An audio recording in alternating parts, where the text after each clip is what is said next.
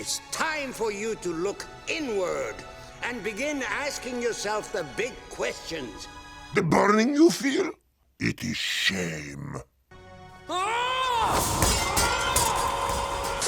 Howdy, howdy, people of the internet. My name is Orchestrion. You can call me Orc for short, Orchestrion for long. Ever wonder what it'd be like to play as Uncle Iroh in Team Fortress 2? Well, here's your chance. Today, we're going to be analyzing the character of Uncle Iroh from Avatar: The Last Airbender, and we're going to viably build a loadout designed to emulate him in TF2. 3 things we gotta tackle: class, cosmetics, and weapons. We want to capture the essence of Iroh, from what he looks like, his skills and abilities, and the way he would play. To begin our Badlandian cosplay of this firebending master, we need to choose a class for our faithful foundation. Y'all, this isn't even a close decision, it's heavy. Big and wise? Check. Martial artist with an appetite? Check. Protector of those he trusts? Check. While all the mercenaries are criminals who murder for money, Heavy is one of the most genuinely kind of the bunch. When Team Fortress gets disbanded, he essentially retires from his brutal combat job to care for his family. I hope I'm not the only one who sees a tinge of the retired Fire Nation general who retreated from life on the battlefield to eventually find purpose in looking after the family he has left. As for Iroh's bending abilities, well, we'll touch on that when we get to weapons, but trust me when I say that Pyro is not the only master of flame. Now that we have our base, let's dress the Heavy up so that he at the very least resembles the Dragon of the West. For simplicity's sake, we'll start from the top and work our way down. The most important cosmetic to Iroh's cosplay is most assuredly the Heavy's hockey hair. When painted aged mustache gray, this skullet looks exactly like Iroh's long balding hair that gives his character design a wizened appearance. While the beard is a little more flexible, the hockey hair is core to this loadout. Moving on, we're going to need a beard to try and make it so at a glance our Heavy can be recognized as Uncle Iroh. We have 2 directions painted gray that we can go for here: Season 1 and Season 2 Iroh. I'll list both of them since you can really go either way, but I'll go with Season 1 Iroh and pick the Mediterranean mercenary since this cosplay best resembles his Fire Nation garb overall. All of Heavy's beards have mustaches, which is unfortunate, but this beard has a braid with a gold scrunchie that evokes the appearance of Iroh's original top knot. Now if you prefer Season 2 Iroh or think it fits better, check out the Allfather for the comparatively longer 3-pointed beard. The Mediterranean mercenary also has a bit of an advantage since by design it complements our 3rd cosmetic, the Captain's Caftan. A series first, we're using an actual item set for this one. Since this video particularly is focused on Iroh's Fire Nation fashion, let's paint the caftan ye old rustic color for the grayish robes Iroh bears underneath his armor. Alright kid, you look the part. Now you gotta act the part, and for that we need to pick out our weapons. We have to find the weapon in each category that best represents Uncle Iroh. Starting with our primary, let me tell you why it's difficult sometimes to pick Heavy as the class. All of his primary weapons are miniguns, no alternatives. And unfortunately, not every character in media uses a Gatling gun as Heavy. Though I've been wrong before. When it comes to Iroh, however, we've actually lucked out. To emulate the Dragon of the West, it would be perfect to have a minigun with an Eastern cast, a dragon aesthetic to embody Iroh's nickname, and the ability to spew fire. So we're gonna select the Natasha as to watch the world burn.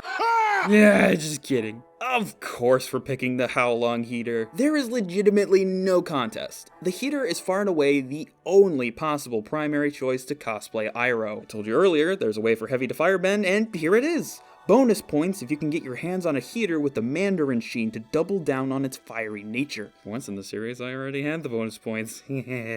For our secondary, we must swallow the bitter pill that there is no way to drink tea in TF2.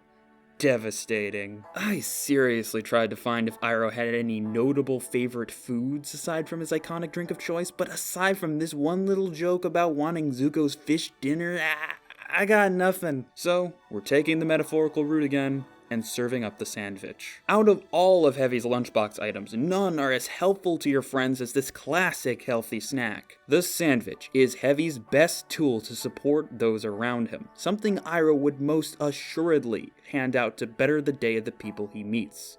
Also, when Zuko wanted to channel his uncle, he came up with a silver sandwich metaphor for the clouds. So, to secure the reference, why not name your sandwich Silver Sandwich? Just a thought. And finally for Melee, we are embracing our dreams of being a master martial artist and simply choosing the stock fists. Bending in the Avatar universe is based off of various real styles of martial arts, and Iroh's firebending is no exception. Much like the heater, try to get a Mandarin pair to go all in on the fire theme. But the reference to bending itself isn't the only reason I insist upon equipping the stock fists. Small spoiler warning for Season 3, go to the time on screen to skip this explanation. When Iroh was thrown in prison during Zuko's time under Ozai, he spent his time working out and bulking up so he could break out on his own. He knocked every guard in his way flat on their back with nothing but his bare hands. To honor that achievement, do not dare sully Iroh's simple strength by using padded gloves or bare hands. Stock fists are definitively the best pick for Iroh's melee. And there we have it. That's how you build an Iroh loadout in TF2. Real quick, let's go over the pros and cons. There is a reason that heavy mains the world over sing the praises of the almighty sandwich. The ability to toss a tasty treat to heal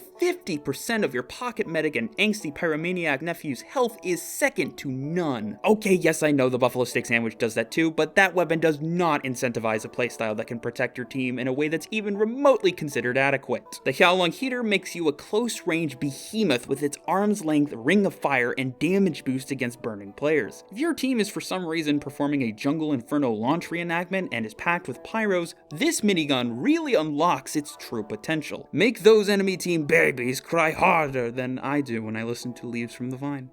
And finally, your melee bestows upon you a Grand Lotus, the quick and ever iconic Showdown taunt kill. The power of the Pootis Pow is yours! Wait, what do you mean it's not called Showdown anymore? Since when? High noon? What? I'm not playing Cassidy, I'm playing Heavy Weapons Guy! Showdown is even the name of the comic where Heavy ignites the slim hope of a Heavy update. What other class in the game would be associated with the word Showdown? Damn it!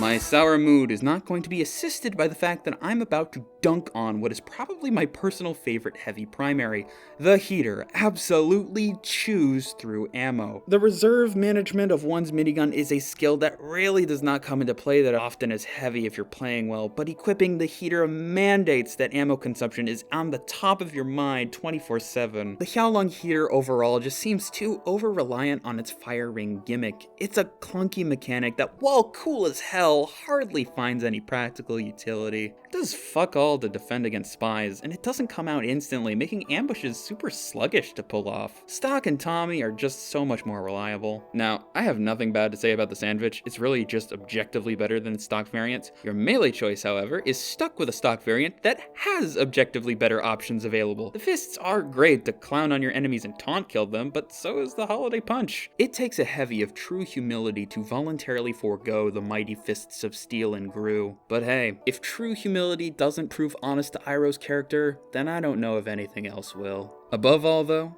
I hope you folks have fun dressing up as Uncle Iroh and carrying on his mellow mentor mantra through this silly little hat game. Shout out to TJ the Knowledge Seeker for the idea for this episode. Be sure to like and subscribe if you want to see more, and leave a comment down below for any suggestions for character loadout that you want to see me build. You can also give me a suggestion if you follow me on my Twitter at orc_estrion. The last episode absolutely blew up, and I'm still unsure if it's all been real.